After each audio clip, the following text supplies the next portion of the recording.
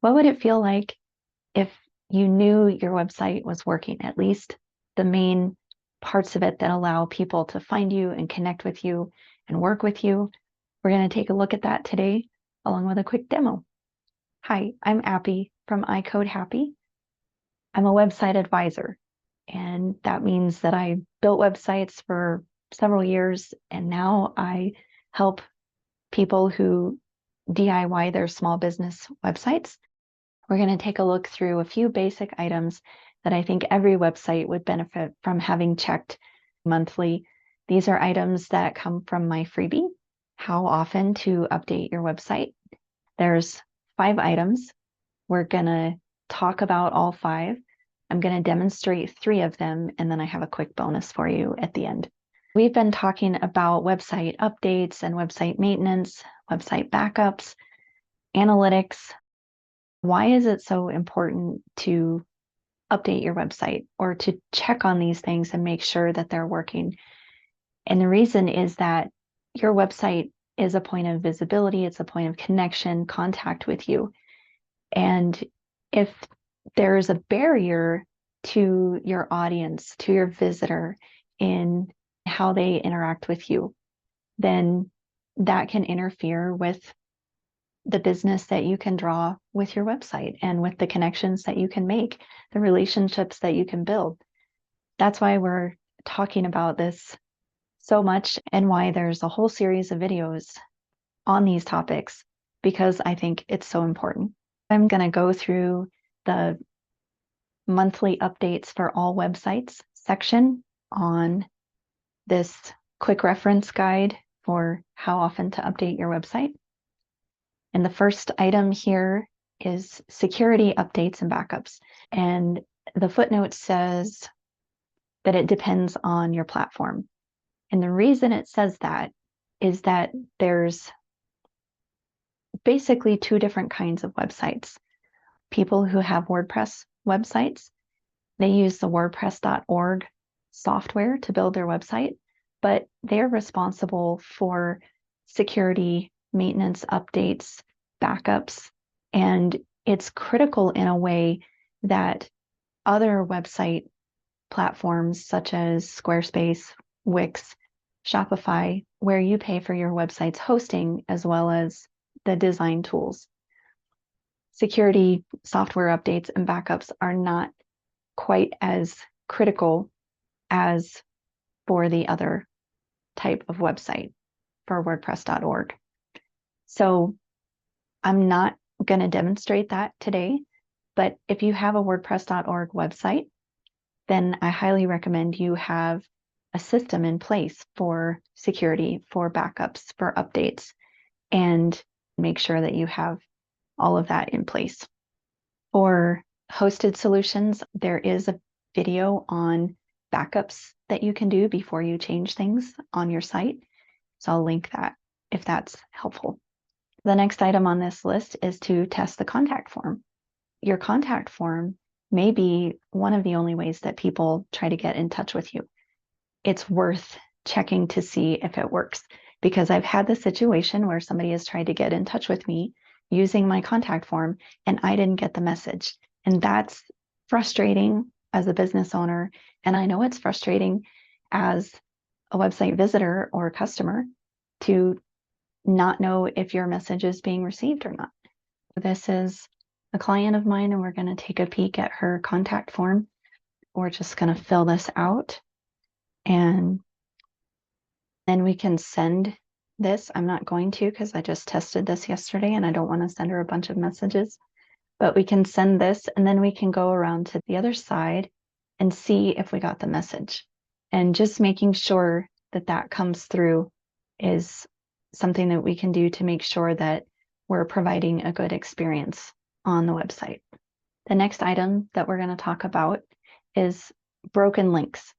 And this is where you have to use a little bit of judgment, because a link that's in a blog post from 3 years ago that doesn't get very much traffic, is that going to be super critical to your visitor having a good experience on your website? The probability is maybe pretty low. We're going to focus on the main pages. So let's take a look. We are back on my client's page, and we're just going to take a look at these main links because we want to make sure, one, that they're not broken, and two, that they're not misdirected, that they're not going someplace we don't expect them to go. Let's look at this button. That works fine. Get the newsletter. That works fine. Let's scroll down a little bit. Here's a purse sale going on, and that's current right now. So we're going to take a look at that. Those work fine. So that's something you can keep doing as you scroll down the page, is just quickly check the links and make sure that everything is going where you expect it to go. The other place to check quickly is to make sure that your menu items work. So we'll go to the About page right quick. Just make sure that all of these basic links are going where I expect them to go. I have the center logo here set to go back to the home page, so we'll check that real quick, and that works too. We can make sure that the people who come to these main pages are going to find what they're looking for when they click those links. The next item in the list is review analytics, and I did a video on this last week, so I will put the link in the caption so that you can take a look at that if that would be helpful. The last item in this list is verifying contact information. And why is that so important? Again, that is how people take the next step to work with you. So you can think about this pretty broadly depending on what type of business you have. That doesn't mean everybody has to have a phone number. That doesn't mean everybody has to have an address. In fact, I recommend that if you don't want to be contacted that way, don't put it on your website. What contact information do you need? Let's take a look at my client's site, and we can talk about what kind of contact information I'm talking about. Basically, anything that's appropriate for your business. So I have store hours at the very top of her website. And the reason for that is I get frustrated when I can't tell what the store hours are. So I have put this in several different places on her website. We have store hours on the contact information and the address and where it's located, a clickable phone number, so it makes it easy for people to call. And then down in the footer, there's also the hours again, downtown Casper, the address, and the clickable phone number again.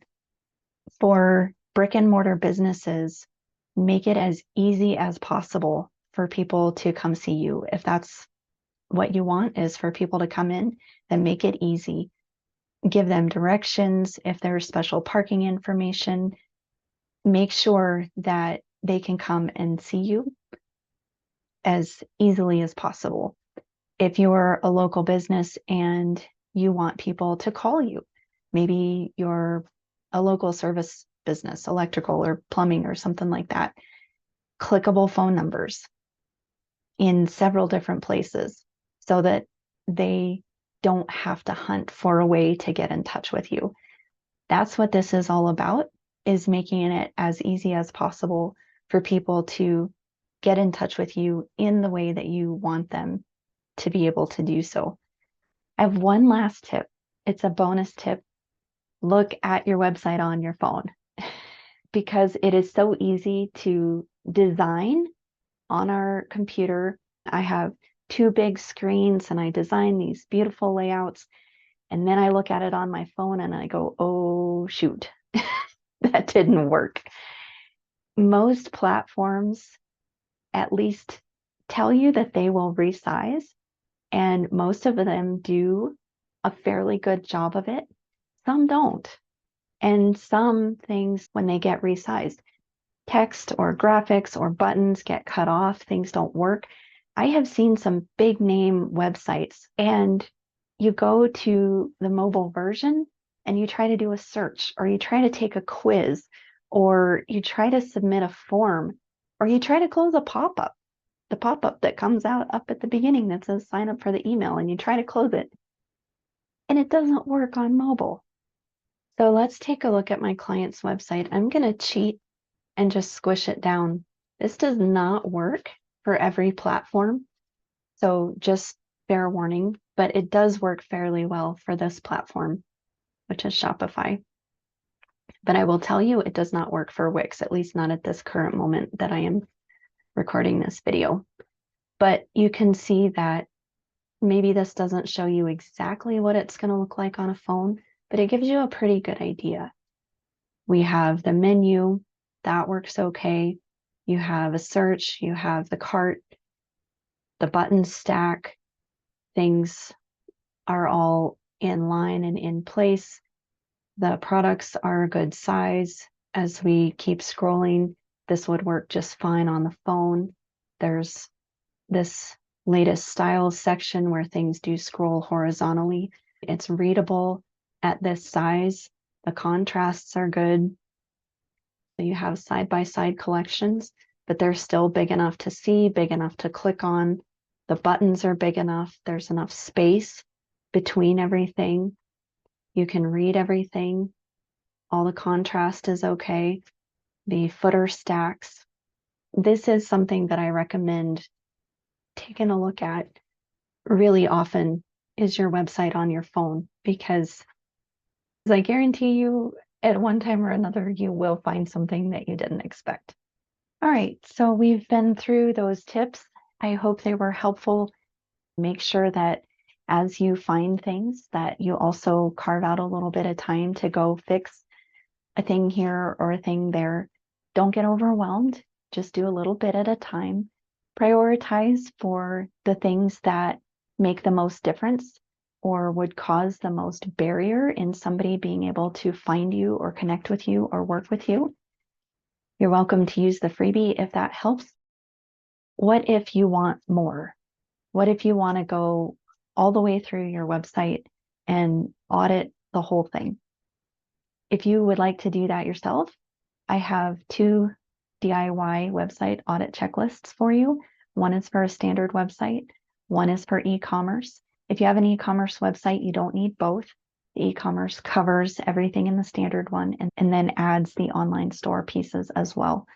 So I will also put the links to those here where you can take a look at those. They are printable checklists where you can go through all the pieces of your website and there's explanations and things to look for. What if you don't want to do it? If you would like me to audit your website, I do offer that. And you can click the link to my one-on-one services in the caption and you can find website audits there.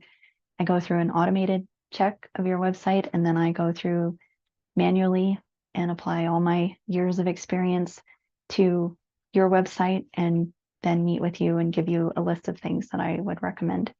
So if that's something you're interested in, you can check out my services page. So as always, the link to the freebie is in the caption. You're welcome to download that, get on my email list. I'd love to have you. I send weekly website tips for free. Thanks for watching. Come back and see me again.